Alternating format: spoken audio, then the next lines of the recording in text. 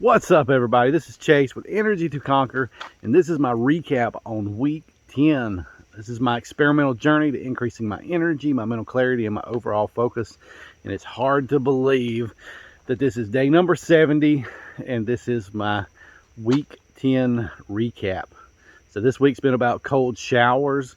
Guys, look, if you don't feel like you have the energy that you should have, you really only got two options. Either one, you can continue to do what you've been doing and expect different results, which is the definition of insanity, or you can do something different. So it doesn't matter if you're doing what I'm doing or you're doing something else. Like, the thing is, you can't keep doing the same things. And really, this comes back to core things. It comes back to things like diet. It comes back to exercise. You know, it comes back to just your thought patterns. A lot of times our thought patterns can drain our energy if we worry or stress a lot. So it's a lot of these different things, but a lot of times the first things people go to are quick fixes, which are only temporary solutions to permanent problems, whether it's some kind of magic pill or some kind of energy drink, or maybe it's a pot or two of coffee a day, right? So, but the thing is, like, those are not really helping your problem. It's just a temporary solution. So if you're looking for long-term fixes to permanent problems, that's what this channel is about. And you can look through the channel, and there's a lot of different things you can try, a lot of different things you can do starting today. And so that's the point of this whole thing. But look, guys, today, this is my recap on week 10, which was cold showers. And guys, if you haven't taken cold showers, you've got to try it. It's not on the top of anyone's list. It's definitely not on the top of my list. But the more you do it, the more you get used to it. When I did this last summer, started last summer, did it up through the fall, all the way up into December. And I kind of got out of the habit. I started out just taking just kind of, warm showers. So it went from cold to warm. But then I kind of got back to taking hot showers. And hot showers, it causes, I don't know, it just dries out my skin. When you get out of the shower, it makes you tired. I don't know. Ed Mylett kind of pointed this out to me. Was cold in the morning and warm in the evening, or warm at night. And what he means by that is, you do things cold in the morning because it stimulates you, so a cold shower, and you do things warm at night, whether it's a hot shower, whether it's, you know, maybe a sauna, maybe it's a hot tub, maybe it's a hot bath, whatever it is, whatever your thing is. But those relax you. And the problem is, when we get going in the morning, we start out with something hot, it relaxes us, so it kind of slows us down. When you start doing this cold shower thing, part of 75 Hard Phase 1, or really the Live Hard program, is a 5-minute cold shower as cold as you can stand it. And so that's what I did, and that's what I started out doing last year. I kind of got away from it gradually, because honestly, whenever I got done with that, I couldn't even stand to be in a hot shower. It just felt uncomfortable. And it's really not natural to be in that, especially if you're doing a real hot shower. So, you know, I started out just gradually warming up the water as I went along. Started out with really warm water, and then kind of ended up back and taking hot showers. So, you know, in the mornings, a lot of times I get up real early and I do things, and then I'll kind of work out. So by the time I take my shower in the morning, I work from home. By the time I take my shower in the morning, it's almost midday, and sometimes it is midday before I take a shower. And part of the reason I do that, or been doing that, is because, you know, I don't want to get relaxed by the hot shower. So, you know, doing the cold showers, I can take earlier showers, I guess, so to say. But the thing is, I'm doing a workout at like 8 or 8:30, so it's usually after that point I do my cold showers. And that's another thing. If you're struggling to do the cold showers, do it after a workout. Do it after, you know, something that's kind of got your heart rate up, got your core temperature up. Maybe just go do some jumping jacks, then go do the hot shower, right? Go do some HIIT workouts. But you know, overall, I'll say this on the cold showers: if you haven't tried it, you got to try it. Because number one, it makes you feel better. Like, it energizes you, and it's almost a small adrenaline shot if it's really cold. And it brings you to a level of alertness and awareness that we don't normally experience. And I promise you, it's better than 1 cup of coffee. It's better than a pot of coffee. It's better than an energy drink, right? Because it's just, you know. And then the thing is, it don't really last as long.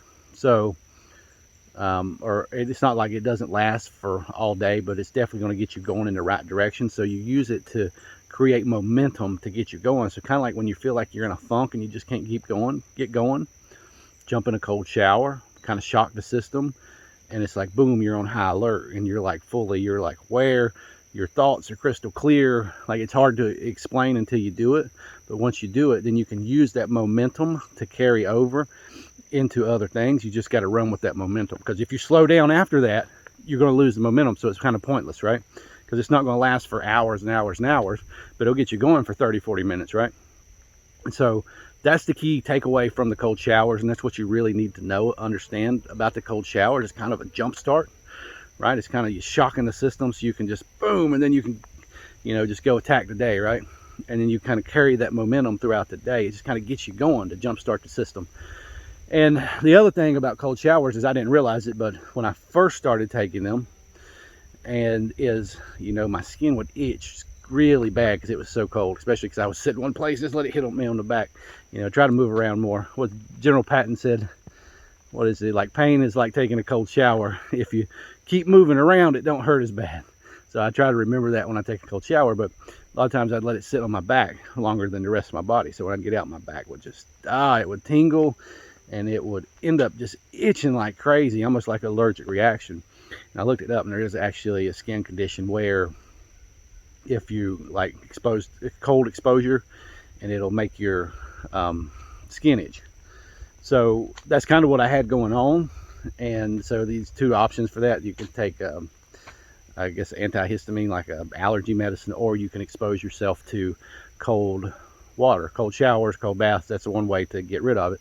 But the thing is, like, if you're experiencing that when you take a cold shower, the way to get rid of that is just kind of start out not as cold, so you can make it just warm, just get it a little chilled before you go completely cold, and just kind of gradually over a couple days, maybe a week or so, week or two, just kind of gradually expose your skin to that, because the problem is your skin isn't used to it. At least that's what I found in my experience. And so after about 2 weeks, it just gradually just get a little bit colder, because you can get pretty cold enough to get the effects. You just can't get ice cold, because when you get ice cold, it's like, I don't know, it just drove me. It's hard to explain, but it's like, man, I just wanted to like be like a dog and just like scratch my back on the carpet or something, or up against the wall, and it's like, it's just the weirdest feeling. But so it's kind of, I toughed through it for about a week when I first started doing that, and then I got away from it, right?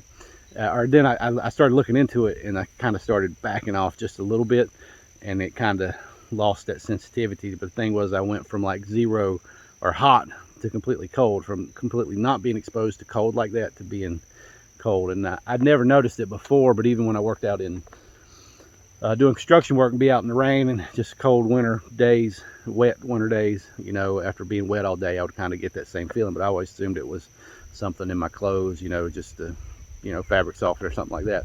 It was irritating my skin at the end of the day. But anyways, that's what it was. That's kind of a side rant, but just something to know if that's something you experience on the cold showers. But overall takeaway, cold showers, they're better for your skin, like they're better for your hair, better for your scalp, like they're better for all these things, like dandruff. You go look it up. So addition to really the, I guess, the energy factor and the alert, it's really more of alertness, I think, is really the key takeaway that I get from is just this level of alertness that it's hard to achieve any other time. It's almost like doing a HIIT workout, like you're fully, right? You're just on point, right? And so that's the big takeaway, is the level of alertness that you can get from that. But you carry that momentum over, and of course, with that alertness, it's going to come increase in energy.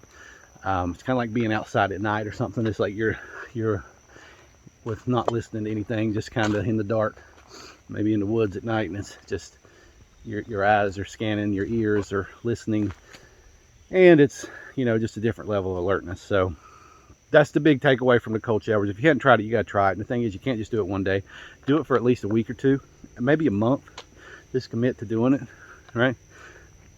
And if you have to, I start warm, just kind of room temperature water, where it's not really hot and not cold on my skin, or I guess body temperature water, and then kind of slowly graduate down, step by step, for over a period of probably maybe a minute or two. Some people get in real hot and go cold, and I don't really like to do that. I've not tried that, but it's just too much of a shock on the body going up and down, so I don't really attempt to do that. Kind of start out with it same, just feels like lukewarm, I guess. It feels body temperature, and then lower it, right? When you put your hand in the water and you can't really tell, you can't really feel it being hot or cold, that's where I start at, and then kind of lower it. So that's kind of my tip for that. Don't start out real hot. Some people start out real hot, and you may do it real hot, take a real hot shower and get your body temperature up, and then you can withstand the cold. But it's kind of defeating the purpose of getting out of the hot showers or getting away from the hot showers. So I kind of start out with the warm and go down. Also, another thing too is if you're just really not feeling it, maybe it's your cold in your house that day or whatever, maybe it's just a unseasonably cold day, maybe it's wintertime, whatever, do some jumping jacks, do something, gets the heart rate up, gets your body moving, then get in a cold shower.